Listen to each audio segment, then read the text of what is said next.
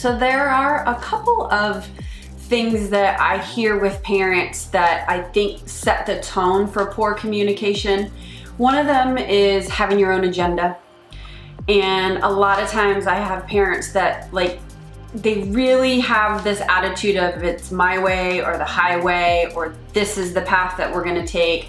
This is the plan that I have for you. And I can tell you that long-term, it's not gonna work. It may work with a kid that's more compliant, like if she just doesn't wanna rock the boat, she may listen to you, but then that's gonna force her to go underground, which is what we don't want. So I wanna caution you on your own agenda in raising a teen girl, and especially when it comes to communication. And then the other piece of this is, it's so hard, is if you're gonna raise a teen girl and you're gonna try to communicate with her, learning to have thick skin is gonna be really important, because she's gonna say things that are unbelievably hurtful. I mean, I know that because they tell me that they say things to you sometimes that they don't even know why they say those things. Like I've had clients say, I told my mom I hate her, and I don't hate her. It just came out.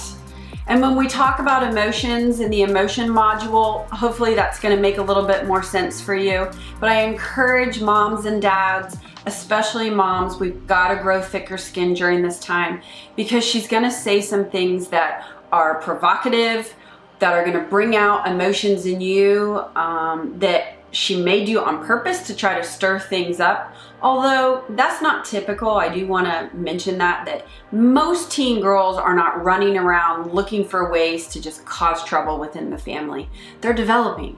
So if you got a middle schooler, she's probably saying all kinds of stuff that you're like, what in the heck? Where is this stuff coming from?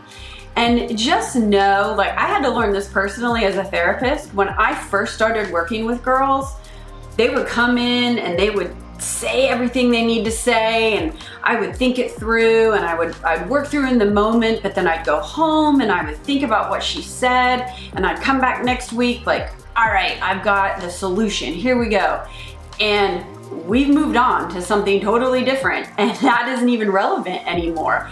And it taught me such a valuable lesson in working with teen girls, that they're gonna just say things sometimes in a venting and emoting that you don't need to do anything with. And learning how to not react to that is gonna be critical, because if you react to every little thing she says, especially starting in middle school, I just promise you things are gonna be worse in the home. The communication's gonna break down, and it's gonna be really hard. When I talk to girls that I've worked with throughout middle school and high school, and some even into college, they'll tell me, I cannot believe I thought that in middle school, or oh my gosh, I'm a senior in high school. Why did I say that when I was in 10th grade? Why did I even think that when I was in 10th grade? So we have to remember she is growing and changing and developing. So yes, she's gonna say some stuff that doesn't make any sense to you, goes against your family values, and that's okay. The key is gonna be, how do you not react so much? And we are gonna talk about that when we get into validation of how do you learn to listen and not just throw your emotion into all of it.